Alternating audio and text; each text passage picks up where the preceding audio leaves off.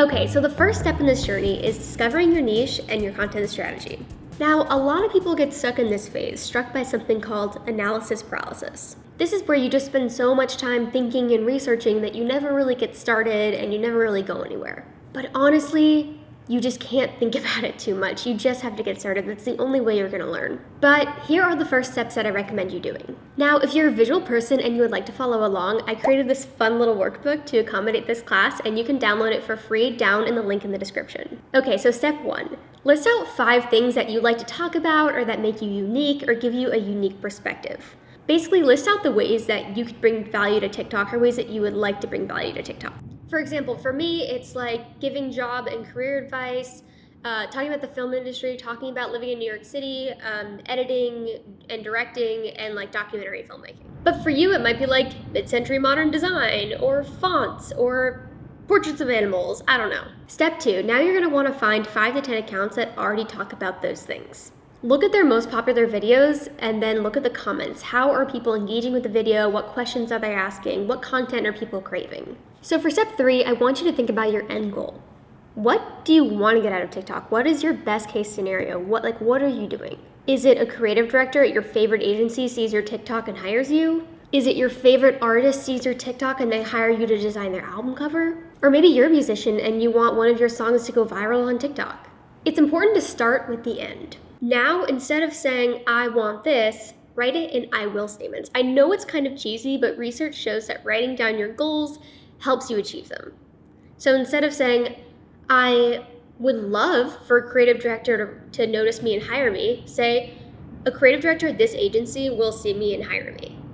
Now, I know this might seem a little silly, but no one needs to see this list. It's just for you, and it's going to help ground you and remind you why you're watching this class, why you're doing all this work, and what you want to get out of it. So once you have your authority, research, and goals established, it's time to start content planning. Content planning is basically just planning out what kind of videos you're going to make, when you're going to make them, how you're going to make them. But wait, let's pause here. Here's where you have to be careful. You see, it's relatively easy to go viral on TikTok. All you need to do is post something sensational. But remember to never sacrifice your integrity or your end goal for just a few moments of clout. Let's say you're a graphic designer who posts videos about fonts, but then one day your dog does something really funny, so you film it, you record it, and you post it on TikTok. That video goes viral and you get 100,000 followers who are now following you for your funny dog. And TikTok has now categorized you as a funny animal account, not a graphic design account. You might have a lot of people following you, but they're dog lovers, not font lovers. It's all about focusing on getting a quality following, not just quantity. There are lots of accounts that have a ton of followers and lots of engagement, but they aren't necessarily super transferable to the real world because those followers are following them for reasons that don't benefit them. Design your account to fit your goals and focus on quality and steady growth. So while we're talking about this, I would like to make a quick distinction. In my opinion, there are 2 types of TikTok accounts: entertainers and educators, or personality versus information. Some accounts, particularly ones with a lot of followers and engagement, are entertainers. They're personality based. People follow these accounts because they like the person.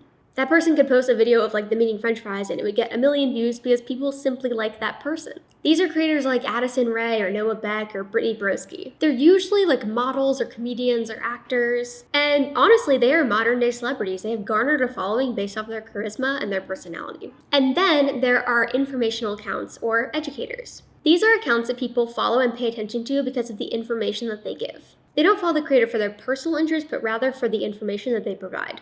Successful accounts like this include Sheet Sensei, who just gives Excel tips, or I love Under the Desk News, who simply gives daily news bites from under a desk.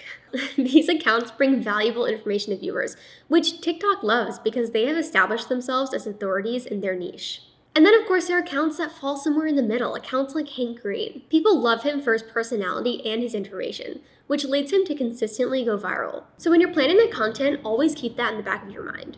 I always say the goal on TikTok is to create content that's both educational and entertaining. Next, it's important to design videos that fit your personality and who you are. TikTok wants to see authenticity. They don't want to see you trying to be somebody that you're not, and they'll see right through that. Are you a more shy person? Maybe try an Emily Mariko approach. Are you funny? Maybe try a Dear Modern approach. Are you a good teacher? Maybe videos like mine can be an inspiration. So now let's brainstorm 3 different concepts.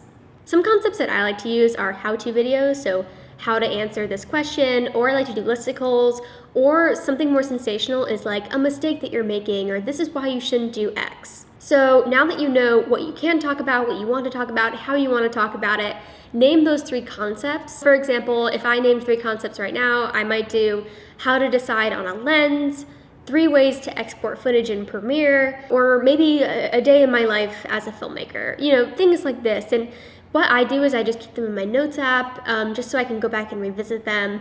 It's important to always be brainstorming and always writing down new ideas.